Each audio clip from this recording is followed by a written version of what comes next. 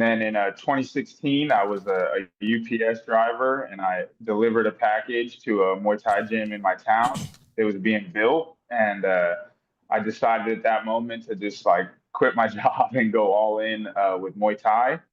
Had about, I think, 18 amateur Muay Thai fights, and then went pro in Muay Thai. Had 3 fights, and then eventually made the transition to MMA now.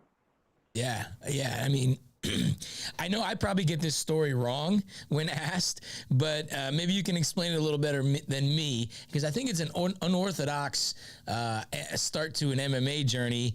You had no no amateur MMA fights. You just jumped right into the deep end, turning pro. In California, if I'm saying it correctly, Yeah, yeah. where you were, but I guess, and you don't know any different, but I guess tell us what experience, what was that experience like for you? And tell us about some of your early beginnings there, jumping right into pro MMA. Yeah, so because I was already pro at Muay Thai, there was no option to do amateur MMA because, like, once you're Okay. pro at one of them, you got to be pro at all of them. Yeah. And it was definitely a little bit tough at first because obviously I was confident striking, but I only ever got to grapple in the gym and stuff. So it's like you don't really know how you're going to react until you get in there live, and it's like your health is on the line. So I would say that was like the little bit of a disadvantage. Like it would have been cool to kind of learn some lessons that I learned as an amateur, rather than having to maybe take a loss or two as a pro. That just stuff with like the grappling and overall strategy was definitely a little bit tough to adjust to, but here we are.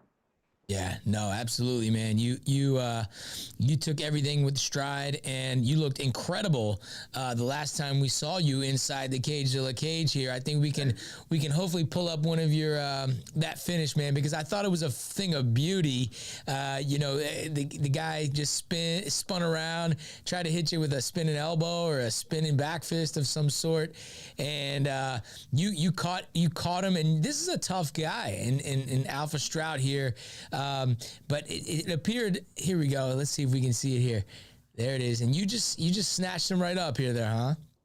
Yeah, yeah. Like I was telling you a little bit earlier, I've had it almost happen before where someone spun and I locked up the rear naked choke standing, but I ran out of time for that round, and I think I had like 10 or 15 more seconds this time, and was able to get the tap. So yeah, that felt pretty good. I don't know if I've seen it done exactly like that, man. And you got the height to do it because you were standing right over Yeah, him, and you just sunk that arm. And once you sunk it, it was pretty much already in. I mean, you could probably attest to that yeah, better than me, but it looked like it was under the neck, huh? yeah.